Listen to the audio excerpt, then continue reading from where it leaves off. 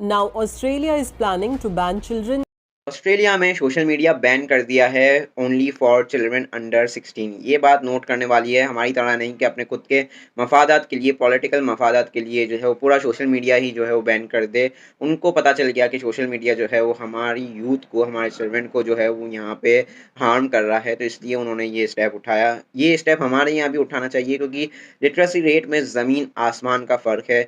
मैं literacy rate की इसलिए बात कर रहा हूँ क्योंकि वहाँ पे उन लोगों को पता है कि क्या हमें देखना चाहिए और क्या नहीं, हमें नहीं पता। और कंटेंट कैसा जो है वो ट्रेंड पे चल रहा है सोशल मीडिया में, ये हम सब जानते हैं।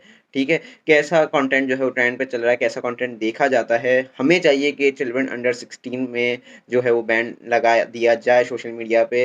ये बहुत ही ज़्यादा अच्छा इनिशिएटिव है। ठीक है, हम जो है वो सारे उल्टे जो है वो इनिशिएटिव लेते हैं। जैसे कि आप सबको पता होगा कि पाकिस्तान में एक्स जो ट्विटर है, फॉर्मली ट्विटर, जो है वो काफ़ी जो है टाइम से बैन है। ठीक है, लेकिन पाकिस्तान का ही पीएम जो है वो यहाँ पे ट्वीट कर रहा है और कंटिन्यूअसली जब से बैन है तब से ट्वीट अभी तक चलती आ रही है। ठीक है, वीपीएन खुद यूज़ करके।